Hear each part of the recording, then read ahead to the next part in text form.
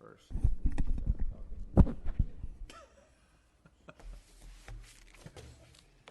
Kind of way I feel about this up here, so what? Cut it down.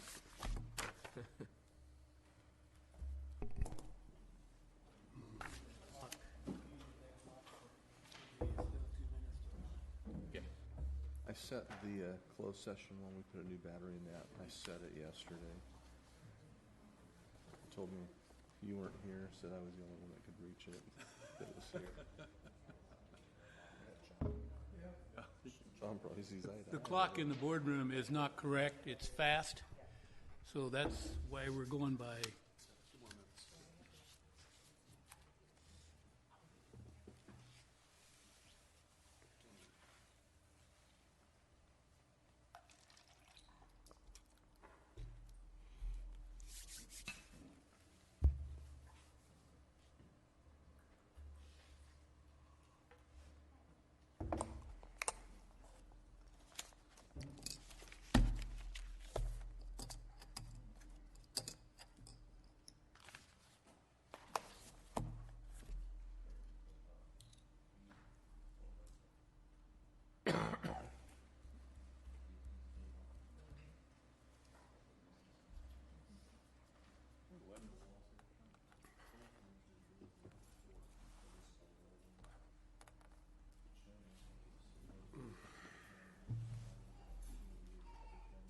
It's really bad in here.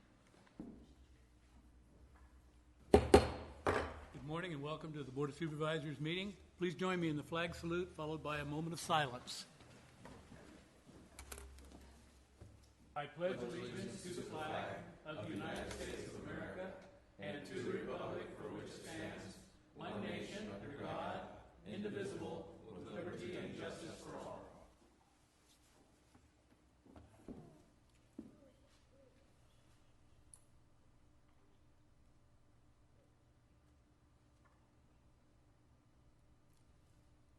Thank you, and please be seated.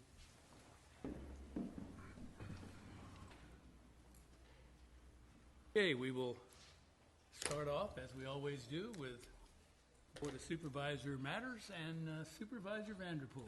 Well, thank you, Mr. Chair. First of all, I hope everyone had a very nice Halloween yesterday. I got to enjoy a little firefighter and a Dalmatian.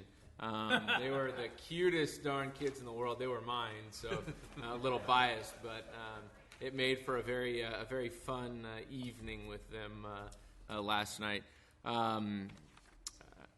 A workshop is taking place today in Tulare at 5:30, and I know it is a little bit controversial for some. I know there have been some letters to the editor and some different comments made regarding the Page interchange, commercial interchange, or industrial avenue interchange options that are being looked at in the city of Tulare for the International Agri-Center down there. So they're having a joint workshop with the International Agri-Center Board tonight at the Tulare City Council chambers beginning at 5:30. I think that's going to be very important because it's going to be giving direction to council is going to be giving direction to staff as to which interchange option to bring back to council for ultimate approval to hopefully get that project moving forward. I think there's some tremendous economic development opportunities for the city of Tulare should they get that interchange completed in whatever shape it ends up taking. So balancing the concerns of local businesses as well as the needs of other existing businesses and potential future businesses is all on the table. So it's going to be quite interesting, I think. This week on Wednesday at 7:30, several outstanding education officials throughout the county are going to be recognized for their excellence. That's always a great event, and congratulations to all of the award recipients from the school community. On Friday, we have a visit from the Portuguese Secretary of State for the Portuguese Communities Luncheon, or communities, and that is going to be a luncheon on Friday. There's a sister city relationship the city of Tulare has had for a long time with the city from Portugal, and they are also going to be, the Secretary of State is joining us this week to celebrate that relationship, and it's going to be great to have an international dignitary here in Tulare. On Friday, in the evening, there is the grand opening of the Pixley Gym at their middle school. That's a very exciting achievement for the community, and look forward to seeing that new facility be opened. Daylight savings time takes place on Sunday. Make sure you mark your calendars and remember that the clock is going to be falling back an hour.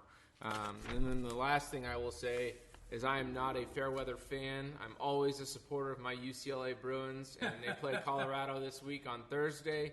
My uncle is an alma mater there, and it's been great because I've been able to he actually played football there, and I just like football, so it's a little different. But it's been great to talk smack about UCLA beating Colorado, but now Colorado's in an outstanding position to win the game, but I'm still a fan.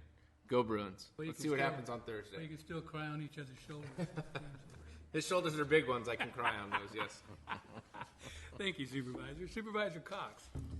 Okay, last week on Wednesday we had the Step Up Challenge at the Convention Center here in Visalia. We had 30 schools participate, junior highs and high schools. Over 400 youth were there.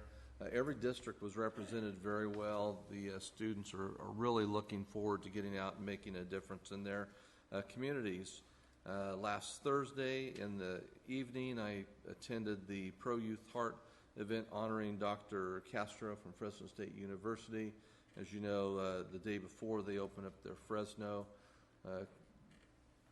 campus here at COS, so that's a exciting improvement for our college here and for those that want to stay here and get their four-year degree. Friday, I attended the Visalia Leadership class. I had a round table with the students there. That went very well. We have, I believe, about 18 people in the Visalia Leadership class this year. Today at 2 o'clock, there is a bid opening taking place in A and B. Supervisor Vanderpool, myself will be there looking at the bids, starting the ranking of the bids, and we're pretty excited about this. HR and D, County Council, Sheriff's Office, relocation. There'll be some mighty big opportunities for us here to start pursuing relatively quickly. Again, Mr. Chair, that committee process worked very well. I think we were successful in shaving in the neighborhood of $6 million off of projects and moving projects up a year and a half. So a very successful way to handle those projects. I want to thank county staff. John Hess and his staff have done a wonderful job on moving these projects forward and getting them to the point to where we can bid them. And I think we're probably at least 3 months ahead of the original schedule where we were going to be bidding after the beginning of the year. And that's all I have for right now. Thank you, Supervisor Cox. Supervisor Worthy. Thank you, Mr. Chairman. Last week I attended a meeting in Washington, D.C. with some of the elected officials and staff people from the San Joaquin Valley Air Pollution Control District Governing Board, and our purpose was to meet with the federal EPA to discuss their failure to act on our application that had been timely submitted. In fact, they had our submittal from July of last year. They had until June to decide it. We had been led to believe by the regional office that signed off on our application. This had to do with PM10, a violation we had some years ago when we had some extraordinary weather events that caused us to violate what was up until then a 2-year clean record. And frankly, the response from the federal EPA was not at all appropriate in my mind. They said after the fact they needed more information. They indicated that they had contacted with our staff and there had been some contact back and forth. Fortunately, everybody was at the table, so our staff said, yes, you send us 2 emails asking for specific information, which we immediately returned to you. Nothing else was said to us or asked for. And so they said, well, we really tried hard to get to yes to approve your plan. And I said, as the elected official, one of the elected officials, I said, that just does not make sense to me whatsoever. If you're trying to get to yes, you need to contact the agency that can provide you with information you're seeking. You did not do that. So I don't know what we accomplished by that. It was kind of good cop, bad cop situation. Our staff has to work with the EPA people. As the electeds, we don't. but we certainly made it very clear to them we were not happy with the violation of trust that we felt that came out of this process. And so our hope is, as we go forward, that we'll be able to work more, that they will recognize that if they're going to have a trust program going back and forth where we trust them, they trust us, that we'll have a better working relationship going forward. But it was a interesting meeting, but whether or not it will accomplish anything remains to be seen. I'd like to remind folks that this coming Friday we have a groundbreaking ceremony for the extension of Avenue 416 up in northern part of the district, in my district in Tulare County here, where we have gone from Dinuba to Road 56, and now we're going to go from Road 56 to the county line. In the meantime, the County of Fresno is working very diligently on their stretch, which will go from county line to the 99, and making great progress. So I suspect within the next 2 years, 18 months to 2 years, we would hopefully have a 4-lane road that goes from Orosi all the way to the 99, and to complement the Road 80, which goes from Dinuba to Visalia. So those are major events for that part of the county, and I'd love to have you come join us at 10 o'clock on 416, just next to the across the street from the old old school building that you can't miss out there, historic structure. And this Wednesday there is a meeting in the Dinuba Memorial Building concerning the Groundwater Sustainability Act and the sub-basin that was created there by the Alta Irrigation and other irrigation districts, of which we, as the County of Tulare, are also a part of that JPA. And we need to keep focused on the Groundwater Sustainability Act, because the implications to our county and to our cities are going to become increasingly evident as time goes on. This is a real game changer in farming practices and land that maybe have to go out of production because there won't be enough water to sustain the agriculture we're accustomed to having. So anyway, we will be meeting there, and again, let's stay tuned. That's it. Okay, thank you. Last Saturday night, I had the opportunity to attend the Cattlewoman and Cattleman of the Year awards in Exeter. We want to congratulate Dolores Fittner on she was proclaimed the Cattlewoman of the Year. She's from the California Hot Springs area. And Cattleman of the Year, John Vinson, from up towards the Woodlake area. So we had good representation there. The sheriff was there. He had a lot of his staff there, especially his rural crime people that work diligently day in and day out with the ranchers and cattle people. And Marilyn Kinoshita was also there. So great event, and it's always a fun event. So glad that I could be there and give them their little recognition from Tulare County Board of Supervisors. On our agenda today, we are finally completing the new mental health facility on Henderson Avenue in Porterville, and that's going to be a bright spot for the whole city. I was wondering whether or not that was going to get done this year, and sure enough, it did get done with 2 months to spare. So great job, and looking forward to the people of Porterville getting to utilize that facility. And that's all that I have this morning. Now we will move to item number 2, designate the month of November 2016 as Adoption Awareness Month in Tulare County. So Supervisor Cox will be handling this when it comes up. Good morning, Chairman Ennis, members of the board, Mr. Spada, and council. My name is Anita Ortiz, and I'm the Division Manager for Child Welfare Services. Every November is National Adoption Month, and this year we honor all who choose adoption and bring attention to the hundreds of children in Tulare County foster care who are in need of a forever family. Our adoption social workers strive every day to match children with their forever families.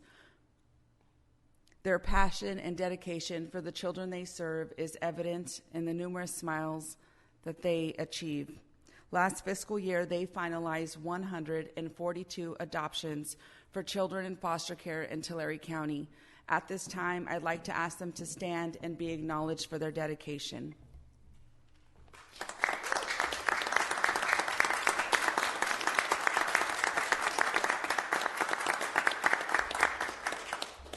Thank you. So we had 2 families originally this morning, and one had a sick kiddo.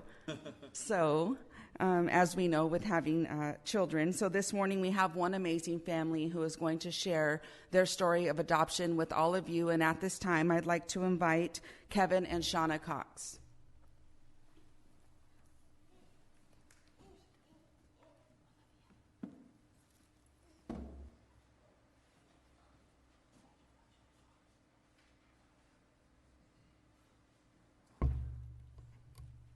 Good morning, everyone.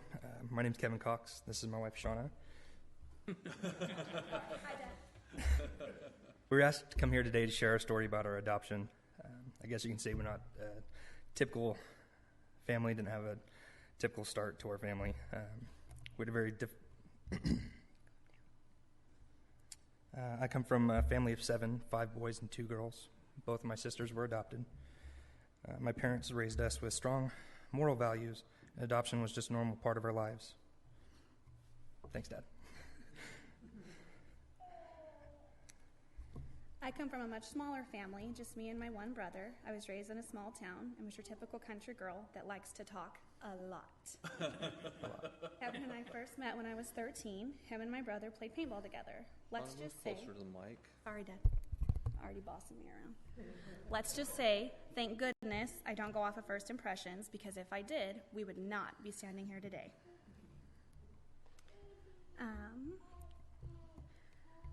A few years later, and some maturing, mostly on Kevin's part, we were at my brother's 18th birthday party, and I noticed I kind of liked this guy. Before we knew it, things got serious real quick, and we were planning a wedding. I was 19 and Shauna was 17 the day we got married. Looking back now, we were babies. We were ready to take on this world together, and we didn't know what the world had in store for us.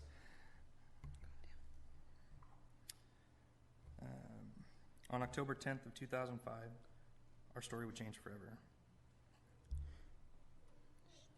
On this day, we were expecting our first baby, our daughter to be named Ellie. When we arrived at the hospital that morning, I was so excited at the thought of meeting my firstborn child. Every mother can relate to the joy I felt. It turns out we would get to meet her, but our time would be much too brief. At 9:55 that night, surrounded by our family and friends, we welcomed our perfect 6-pound, 9-ounce sleeping baby girl into the world. I remember in the days following her death this tremendous amount of loss and emptiness. After her funeral, I remember sitting in bed one night and thinking, I'm a mom without a baby, and somewhere out there, there is a baby without a mom. We knew instantly at that moment we would adopt. We didn't know when or how, but that we would. A few months passed and we received one of the biggest surprises. We were expecting again.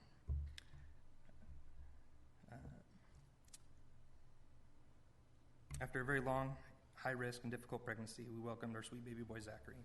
Zachary is one of the sweetest, kindest, hardest children that we could ever have.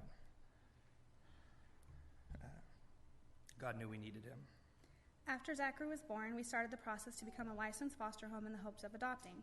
Once again, God had a different plan. We became pregnant with our son, Brody. My pregnancy with Brody was awful. I was in and out of the hospital and into preterm labor at 20 weeks. After weeks of bed rest, Brody was finally born. After a short NICU stay, we brought him home. We knew instantly that Brody was different. He cried all the time and hated to be touched. As parents, you want to fix anything you can for your child, but some things you can't. Brody would later be diagnosed with sensory processing disorder and on the autism spectrum. After suffering 3 miscarriages, and between the stress of having 2 small boys, 16 months apart, and one with special needs, we decided we were done having children. God must have laughed that day because we were way wrong. In December of 2009, we would welcome our sweet baby girl, Jillian Grace. We finally had our girl. Our doctor recommended for me not to have any more children because of how high risk each of my pregnancies were. We had our 3 and we were happy with that. Or so I thought. As years passed, I felt this overwhelming emptiness and void. I remember knowing that Jill was turning 5 and starting school. All my babies would be in school and my heart hurt. Adoption started to come back into my mind full force, and those feelings I had had all the years before. It was not hard for Shauna to convince me that it was time to start the adoption process again. Having 2 adopted sisters, I always knew one day that we would adopt. All the stars aligned this time. My shift changed at work, making it possible to attend the Pride classes, and our family stepped up to help with all the kids. We knew we wanted another girl, so Jillian would have a sister. As the time came closer to the home inspection, Shauna thought it would be a good idea to have to get licensed for 2 placements, just in case. So, my always prepared husband gave me a checklist of criteria in order to take 2 placements. Number 1, it had to be a sibling set. Number 2, both had to be girls. Number 3, the oldest had to be younger than 3, and the other one had to be under 1. Minimal visits and going to adoptions. I remember looking at his list and thinking, oh crap, fat chance of that happening. Having learned in our pride classes that cases like that are not very common. I had faith, however, that our prayers would be answered and our family would be blessed again. We had our home inspection and all the paperwork done. We officially were placed on the call list December 8th of 2014. I remember every time our phones rang, our hearts would start racing. After 2 days on the list, I remember Shauna telling me we were never going to get a call. I sweetly reminded her it had only been 2 days. On December 15th, 2014, I dropped the kids off at school. I remember I had a busy day that day. It was Jill's 5th birthday, and I had to finish getting things ready for her party.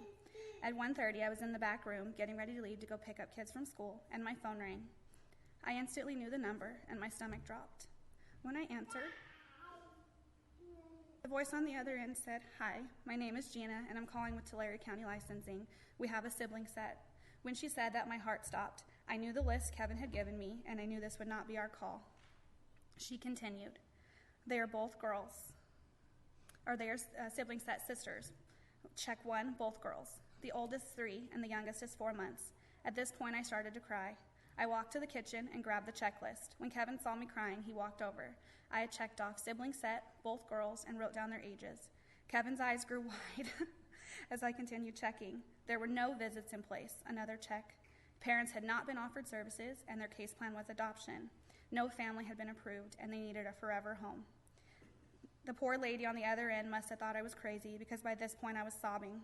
She then started with behaviors. She said the baby was drug exposed but doing well, and the 3-year-old had suffered from abuse and had a problem with anger. Kevin and I laughed at that one. We had a son with autism. Anger was the least of our worries. After she told me everything, she asked if I would like some time to talk with my husband. I said, "No, I want them. When can we pick them up?" She asked if I was sure. She must have again thought I was nuts because I said, "I'm sure. I checked everything on a stupid list." She laughed and said, "Okay then, can you pick them up tomorrow morning at 9? "Yes, I can. We will be there." When I hung up the phone, I grabbed Kevin and we cried. I couldn't believe that we'd be picking up our daughters the next day. We had so much to do to get ready. That's when the phone call started to our family. I remember that night at Jillian's birthday party, being so anxious. We had not told the kids yet because we did not want to take away from Jillian's birthday. We had received the current foster mother's phone number earlier than day. I snuck away from the party for a minute to call her. I remember the excitement I felt as she told me about them. I was surprised how much I wanted these 2 little girls with us. It was the same excitement I had when expecting our other children. I remember her describing them to me over the phone. As she went over their hair color, eye color, and personalities, I knew these girls were mine. That night I could hardly sleep. I felt like the next morning I was going in for an induction of a baby. On December 16th of 2014, once again our life would change forever. We dropped the boys off at school. They still did not know, and Jill stayed at the house with my mom. On the drive over to the office to pick them up, I remember feeling so sick to my stomach and so excited at the same time. When we arrived at the agency, the girls were not there yet. So the social worker took us back to a back room to go over paperwork. As we signed each piece of paper, it became more real. When we were all done, she looked at us and said, "Okay, they're here." As we rounded the corner, my heart felt like it might burst when we saw these 2 perfect little girls. I wanted to cry, but I didn't want to scare our precious Olivia. So instead, I knelt down to her level. We had brought her a teddy bear, and I fully expected her to cry and not want to come to me. But when she ran up to me and hugged me, I knew this was my daughter, and I instantly knew I would do anything for this little girl. As Shauna embraced Olivia, I was handed this tiny little girl with the longest shiny black hair I'd ever seen on an infant. She had beautiful brown eyes and was so happy. I felt the same love as I did when I held each of my other children for the first time. When we arrived home, I remember feeling so scared. I just went from a mom of 3 to a mom of 5 overnight. Then my thoughts turned to Jillian. For 5 years, she had been the baby and the only girl. She would now be the middle child and have 2 younger sisters. When we walked into the house, I was nervous, but I will never forget the sweet embrace that Jillian gave Olivia, and Olivia's reaction to meeting her sister and seeing her very own bedroom that she had never had before. When it came time to pick up the boys from school, I was too nervous. So I went to pick them up. Throughout the process, we made all the kids involved in preparing the home for their new sister. So when I told them we had picked up sisters that day, they were very excited. When we walked in from school, Zachary instantly wanted to hold the baby, and Brody wanted to play with Olivia. I'm so proud of my older children because from day one, they've embraced the girls as their sisters and nothing else. The first few weeks were the honeymoon stage, as it's called. It was Christmas time, so of course we rushed out to provide gifts for our new daughters too. That was an amazing morning, seeing Olivia's face when she saw the tree and the gifts. A memory we will cherish for all time. After Christmas, Kevin went back to work, and the reality of 5 kids in a 900-square-foot home set in. The honeymoon phase ended, and the anger in Olivia began. She did not like to share and would hit Jillian often. I remember at times talking to Kevin and thinking, what had we done? We had ruined Jillian's life, and Olivia was miserable. My sweet husband reminded me to have patience. Over time, things got better. I remember the night that Jillian and Olivia decided to become double trouble power team. I gave them a bath, told them to go to their room to put their PJs on, and instead of getting their PJs on, they were jumping on their bed, butt naked, singing Let It Go. We were in trouble. After a few months of bringing the girls home, we decided it was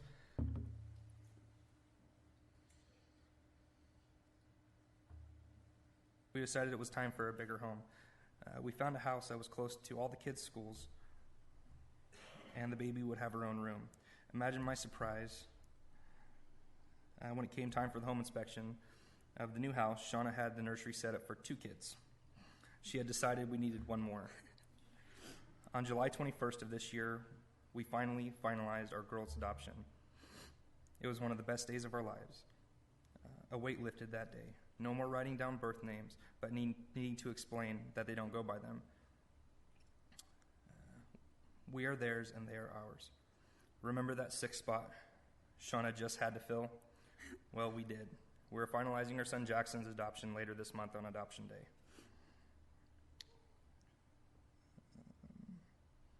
We also currently have placement of our girl's biological sister, and if God sees fit, we will adopt her too. Again, God must have really laughed when we thought we were done with just 2. Adoption is beautiful, but it is also hard, scary, and sometimes messy. It takes time and lots of patience and love.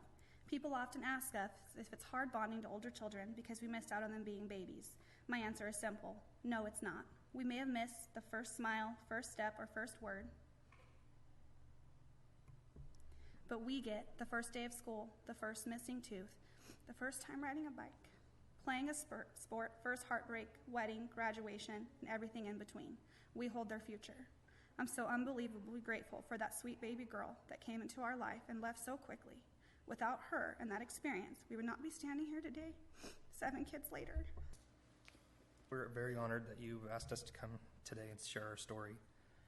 I hope that we can be an encouragement to everyone who may be considering adoption in the future.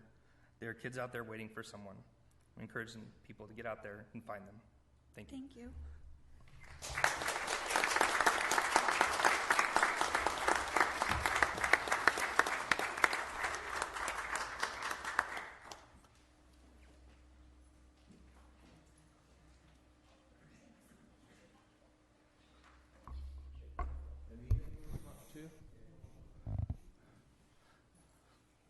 Well, this represents a whole bunch of firsts for me and for our family. You guys come on around. Shauna was talking about a whole bunch of firsts. One she left out is they also got to hear the first no. And I've heard that no many a times. Another piece of the story they left off when their first son, before their first son, Zachary was born after the death of our first granddaughter. We took a family cruise, and just about exactly 9 months after the family cruise, Zachary was born. So that's like Paul Harvey's The Rest of the Story. We took this fun cruise, and there he was. So I want to, I'm not going to read this, but I want to recognize our adoptions team and the hard work they do, because some of these children can be very difficult to place. They're not all babies. They're not all, bright-eyed and ready to have a mommy and daddy. Sometimes they have to find pretty tough placements for some children with special needs and for children that are older also. Like I said, you're not always going to get a baby. And when Connie and I decided we were going to adopt, we said, well, we'd love to have a baby, but it doesn't have to be a baby. And we were kind of like, I think Kevin got the list thing from me because I made a list. I said, okay, Connie, if we're going to adopt, here's my list. And I wrote up this list, and it was going to have to be under 2 years old, going to have to be a girl. I mean, my list was I think, longer than their list. And with that call came, I said, pull out the list. And the girls met the list. So we were very fortunate. And 140, this paper says 143, you said 142 adoptions. That is pretty commendable. There are that many children who found that permanent, that forever mommy and daddy both. So that's pretty impressive. And in the past 10 years, 1,655, and I think the majority of those have been into our family somehow.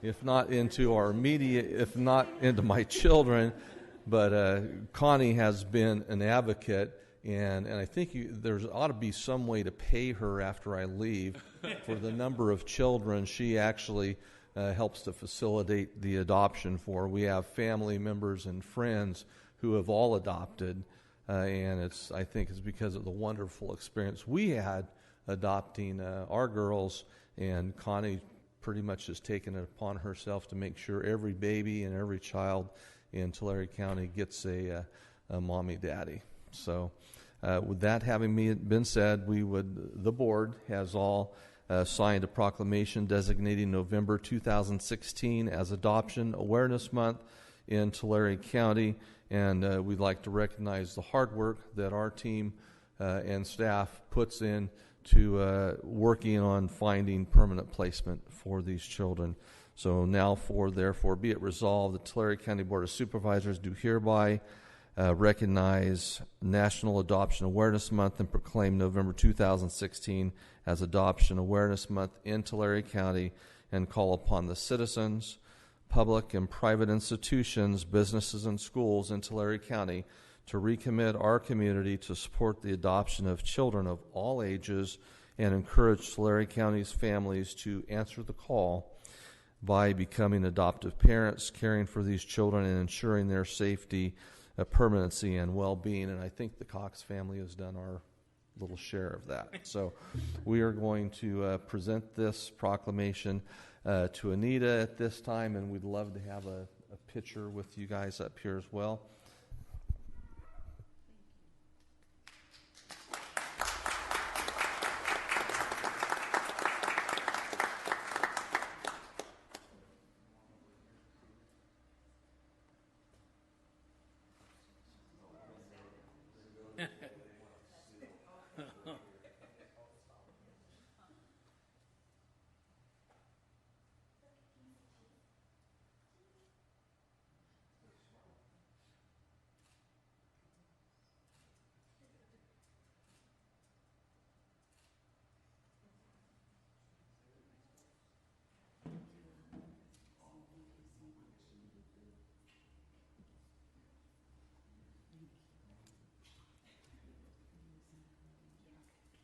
Thank you. Mr. Chair, this is an action item, and before we entertain the motion, I just want to say congratulations to the Cox family, and thank you for having the courage to share your story. I know that it was difficult but very exciting at the same time, so we sure appreciate that story. And I also want to just thank our team. What a fantastic job you do for 142 children to find that permanent home. every child deserves a home, and you work so hard to match any child that you encounter with what you believe to be the right home.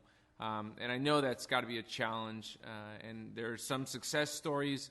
Anytime you've got a Cox on the other line, it'll be a success story, but I'm sure there are some very difficult stories as well. But thank you for all the hard work that you put in each and every day. And most of all, thank you for the impact that you have on the children's lives that you encounter. So with that, Mr. Chair, I don't know if there's any other comments. But I'd like to say a few things. I was just going back, I just lost it, looking at our mission statement about enhancing the lives of the people who live in Tulare County. And, so often we county government is the most amazing animal because we do so many things, and oftentimes we sort of get fixated on building permits and road projects and, public safety and, how space needs for our different departments and everything. And then once a year, this drops on our laps. And it causes me to realize that there's another level of county service. And in my mind, this is the highest level.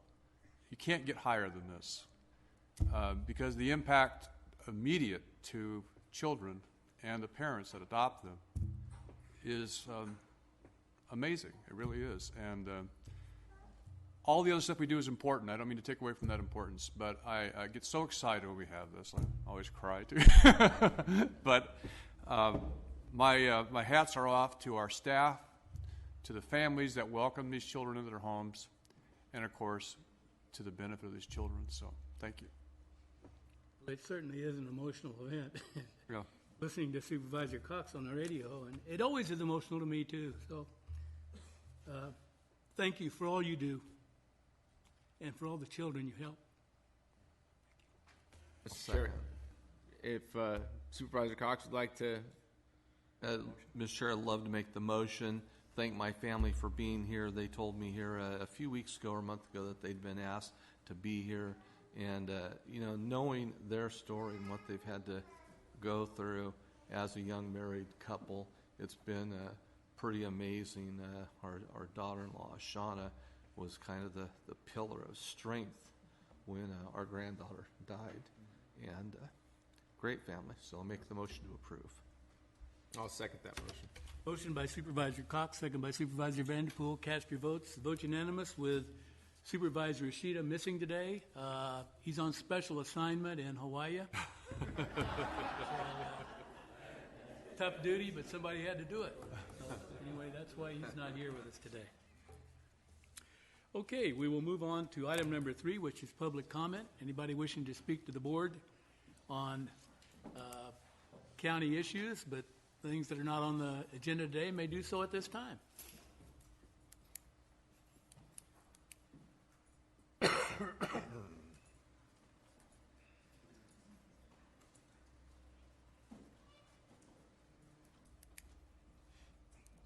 Fire Chief Charlie Norman.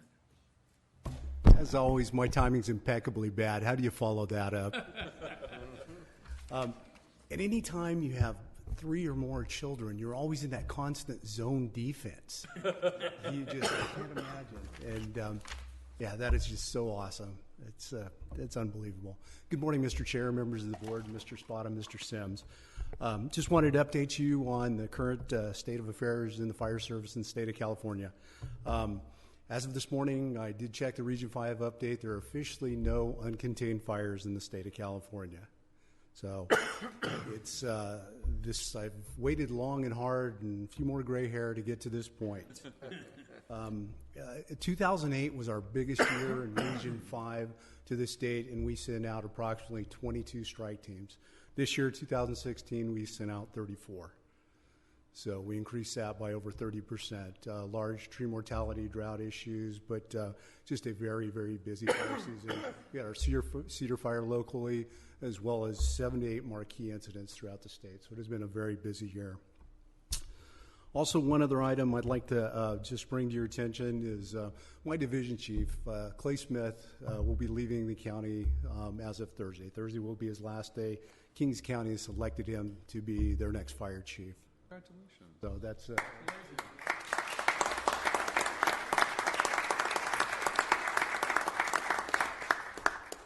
and he's just been an asset to the citizens of Tulare County. He started as an extra help firefighter back in 1978 in the great community of Exeter.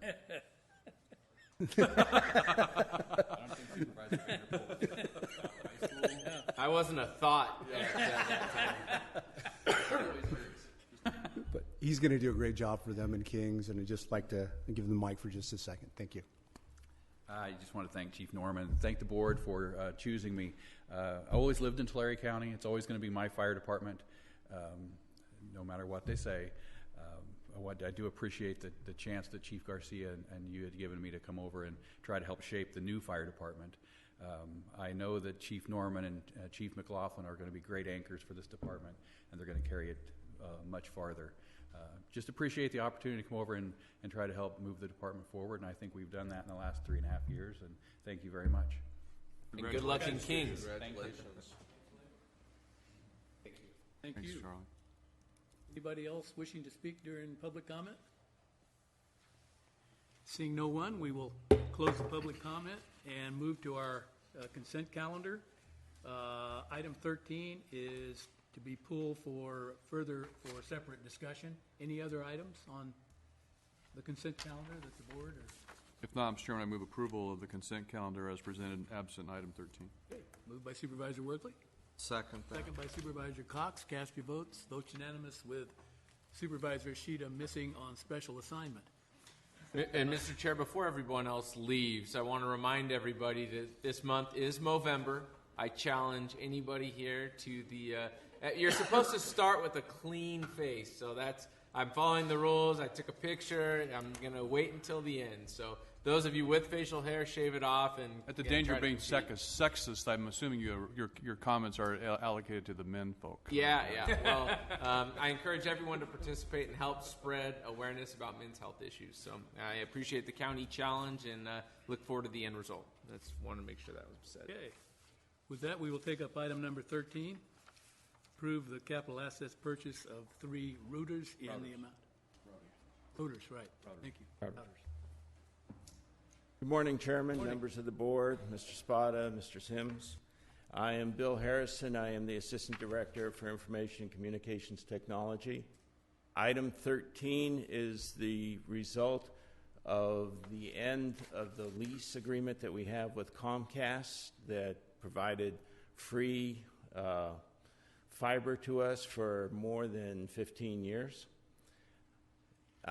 The state of California has taken over the control of that lease agreement, that license agreement, so it is no longer available to us to continue with free service.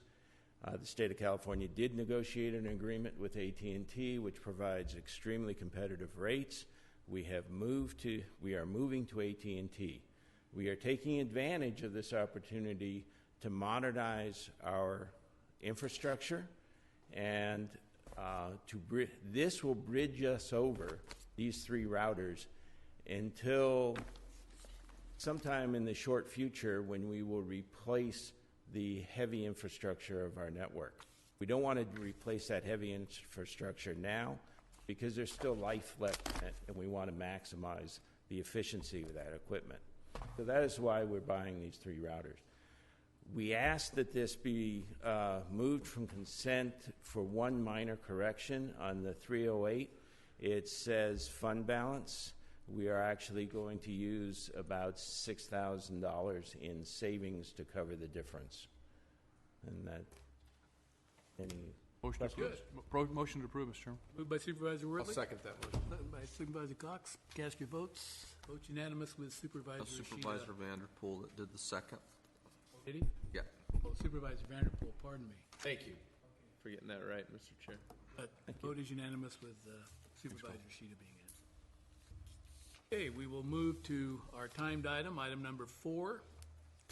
Acquisition of property by eminent domain for the Avenue 280 widening project pursuant to Code of Civil Procedure Section 1245-330, Gilbert and Indita Marquin. Good morning, Chairman, board members, Mr. Spada, Mr. Sims. Ben Reese, Director of the Resource Management Agency.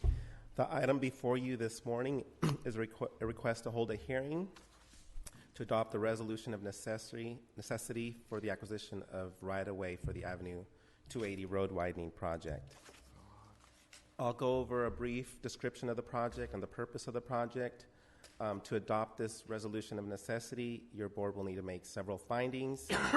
Those findings are that the project is in conformance with CEQA, that the public interest and necessity require the project, that the project is being designed to provide the greatest public good with the least private injury, that the appropriate government code section 7267.2A offer was made to the property owners, and also to authorize county council to file legal action. And then I'll be available to answer any questions as well. This project is what we refer to as Segment 1 of Avenue 280. The overall project will widen Caldwell Avenue, Avenue 280, from State Route 99 through Visalia, through Farmersville to the city of Exeter. It's over 10 miles of roadway work. This particular segment is a 2-mile stretch between State Route 99 and the city of Visalia.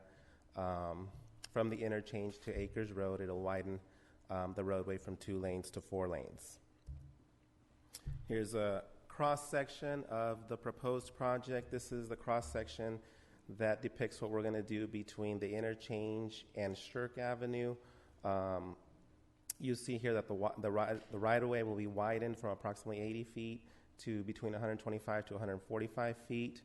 In this segment of the project, we will shift the widening from entirely from the south of the roadway towards the north. So as you start on the west end of the project near the interchange, we'll be widening completely to the south. As you get to Shirk, we'll be completely to the north. We will be accommodating this corridor is identified as a bicycle corridor in the Tulare County Bicycle Plan. Our shoulders will also accommodate bicyclists, and we will have a multi-use path on the south end or the south side of the roadway. And we've also accounted for future development, so we've included a public utility easement on the north end to accommodate any future utilities, such that the road doesn't have to be torn up in the future for future development. And then this is a similar cross-section between Shirk and Acres. And in this segment of the roadway, we're widening it completely to the north. There's an existing ditch, the Evans Ditch, that's to the south of the existing roadway. By widening to the north, we avoid the environmental impacts associated with essentially undergrounding the Evans Ditch. Again, we have a 20-foot utility and trail easement. Our existing right-of-way is going to be pushed to the north. Existing Southern California Edison transmission lines are currently located within the existing right-of-way. They will require to be shifted to the north, about 18 inches behind the existing or the proposed curb and gutter. And so we've accommodated enough room in our right-of-way acquisition process to accommodate those utility relocations. The purpose of the project is basically to relieve congestion and to improve traffic flow. The project will be consistent with planned and local development, and it will also improve the safety and operations of Avenue 280. One of the findings that your board will need to make is that this project is in conformance with CEQA.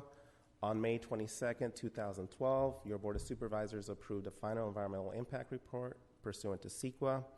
On August 1st, 2012, the California Department of Transportation, through their delegated authority from the Federal Highway Administration, approved an environmental assessment pursuant to NEPA, and there's no new information or modifications to the project that would require further environmental review.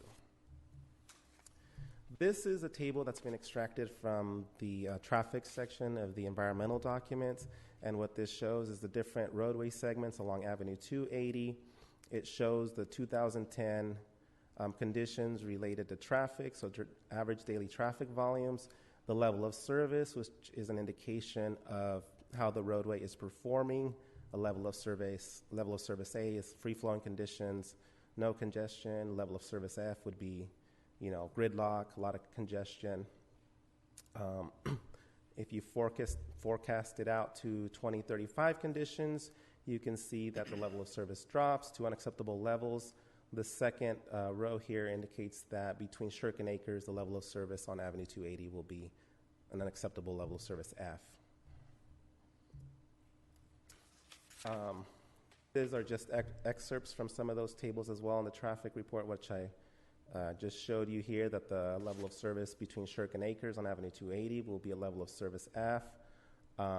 In 2035, you can see that not only will be improving through this project the level of service on the roadway segments, but also the intersections will be improved such that the flow of traffic through the intersections will be at acceptable levels.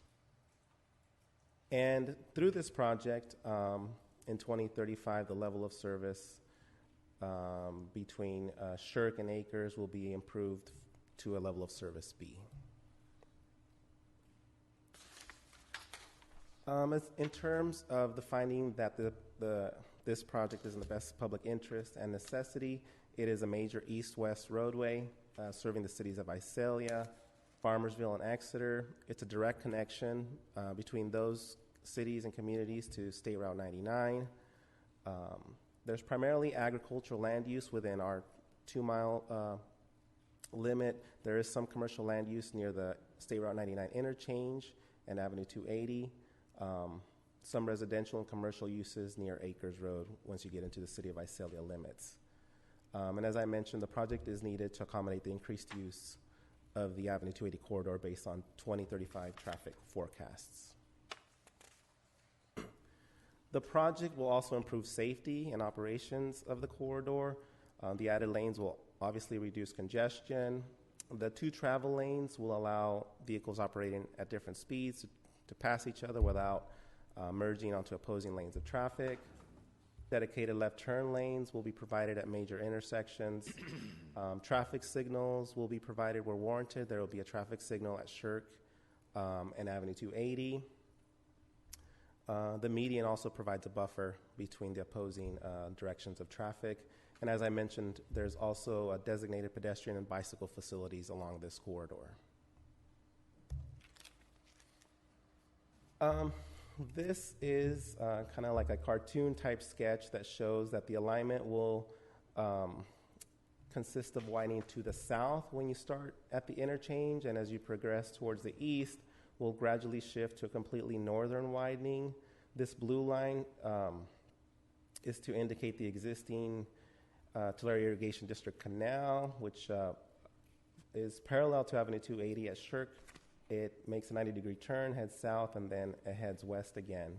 And then there's an existing home in this location. And the purpose of this diagram is to show that we widened to the south between the interchange and Shirk to avoid the displacement of a home that's pretty close to the roadway right now.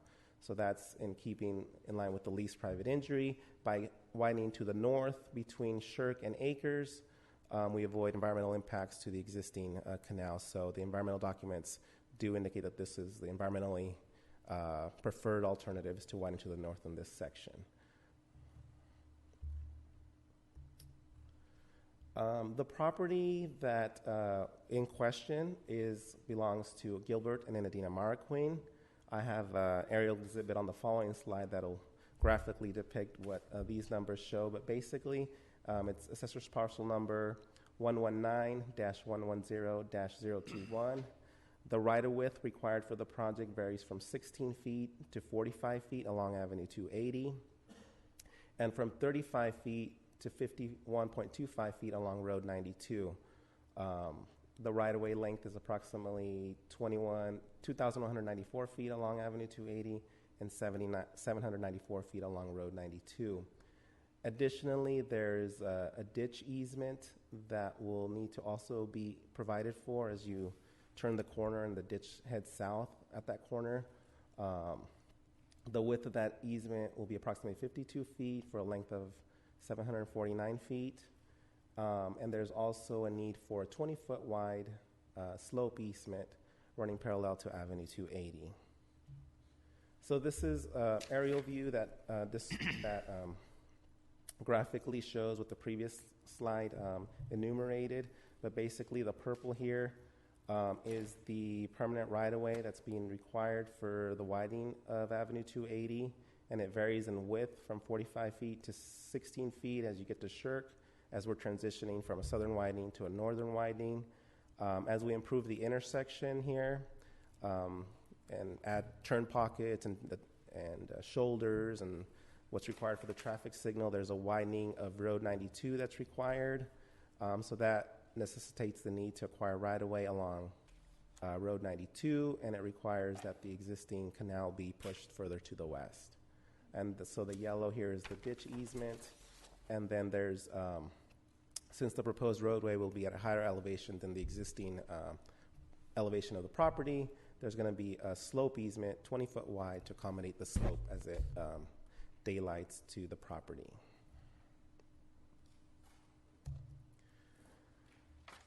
So with that, the appropriate government code section 7267.2a offer was made to the property owners. An original offer was made on March 2nd, 2016. A revised offer was made on June 2nd, 2016. The offer consisted of not less than the county's appraised value of the property and is believed to be just compensation for the property and interest to be acquired. Proper noticing was also conducted. Notice of the hearing of this hearing and resolution of necessity was sent to Gilbert and Enadina Marroquin on October 7th, 2016, pursuant to Code of Civil Procedures section 1245.235. Staff's recommendation is to conduct a hearing regarding the adoption of a resolution of necessity, and based on the evidence presented in writing and orally, adopt a resolution of necessity making the following findings. Finding A, that the project is in conformance with the California Environmental Quality Act. Finding B, that the public interest and necessity require the project. Finding C, the project is planned and located in a manner that will be most compatible with the greatest public good and the least private injury. Finding D, that the property described in the attached Appendix A, made a part hereof, is necessary for the project. Finding E, that the offer required by Section 7267.2a of the Government Code, together with the accompanying statement of and summary of the basis of the amount established as just compensation, was made to the owner or owners of record, and the offer and accompanying statement and summary complied with the requirements of Government Code Section 7267.2a, and authorize County Council to file legal action against the property owner. That concludes my presentation. If you have any questions, be happy to answer. Questions from the board? Only thought, I mean, I've been involved with city, county government for the last going on 20 years, and it seemed like this project has been talked about and needed for all 20 of those years. I don't expect you to have the date, but how long has this been on our books as part of our circulation improvement, or part of improvement plan? I'm thinking it's been at least 15 years. I know about a year and a half ago, we put together an aggressive schedule to get on this project and just to get it done. So, but it's been a project for much longer before that, or need a project. That's really all I had, Mr. Chair. Okay. Any other questions? Okay, thank you. This is public hearing still open. Anybody wishing to speak to this issue may do so at this time. Okay, seeing no one, we will close the public hearing and bring it back to the board. Mr. Chairman, something I think it's good just to kind of a reminder sometimes about government's processes and how we get engaged in these things. And some people think government should never take people's property, and they think it's unconstitutional. But what the Constitution says is you shall not take people's property without just compensation. And so this, as Supervisor Cox pointed out, in the data that was presented to us, I was looking at the numbers on that traffic flow, and their projections are by 2035 there'll be traffic volumes approaching what the 99 used to have along that stretch. I remember it used to be about 52,000 vehicles. I'm sure it's much more now, but So obviously there is a definite need for this project. And really the issue here today is one of compensation. What is the value of this property? But if we do not reach resolution with the property owners, then we have this process that allows us to proceed to pay them what we think the property's worth, gain custody of the property so we can continue the project and continue to another day to actually litigate what the actual values would be. So that's how we get to this point, and I certainly am supportive of it, and I would gladly make the motion to approve this resolution of necessity. I'll second that. Motion made by Supervisor Worthley, second by Supervisor Cox. Cast your votes. The vote is unanimous with Supervisor Ishida not being present. Okay, thank you. Thank you for that presentation, Ben. Now we'll move on to item number 16, approve an amendment number 1 to agreement with Allen Law Firm Incorporated and the law offices of Marcus and Carigian. Mr. Spada. Yes, thank you, Mr. Chairman, members of the board, ladies and gentlemen. The matter before you, as you aptly stated, is to have a proposed amendment to an agreement with the Allen Law Firm and with the law office of Marcus Carigian approved by your board. In terms of background, in March of 2016, your board approved an agreement with the Allen Law Firm to provide conflict offender services to Tulare County from a period stretching from January 2016 to December 2018. In addition, it should be noted that in 2015, prior to the approval of this agreement with the Allen Law Firm, a multi-agency law enforcement investigation had been launched, which resulted in what is informally known as the Red Soul case. Specifically, that investigation resulted in the arrest of 86 suspects. Accordingly, the district attorney filed complaints totaling 146 counts, which necessitated substantial criminal defense services. In that regard, considerable costs had been incurred in order to provide the defense as per the Constitution. And in that regard, those costs were not included in the agreement that was adopted by your board in March of 2016. Consequently, after substantial discussions with the Allen Law Firm and his staff, it was proposed in the adopted budget or the proposed budget that $1 million set aside for additional miscellaneous criminal costs which would cover these costs. Your board, in due course, had approved the budget in September of 2016, and so now we are here today in order to take the necessary action, which is a budget action, which would necessitate a 4/5 vote by your board in order to have approximately $700,000 flow into this contract through the proposed amendment, $500,000 of which would address the past defense costs that were incurred, and $200,000 would be set aside in the agreement for future defense costs for Red Soul or any other special circumstances case which we've defined in the agreement. So, although the proposed action is lengthy and it's specified in the agenda and your agenda item, let me respectfully summarize it as follows. It is requested that your board approve staff recommendation by a 4/5 vote and specifically approve amendment number 1 to the agreement between the County of Tulare and the Allen Law Firm in an amount that will not exceed $700,000, approve a budget adjustment including authorization of a separate expense line for the Red Soul case, and authorize the chairman to sign the agreement upon review and approval as to form by County Council. It should be noted that there will be no net county costs associated with this proposed action. That concludes staff's report.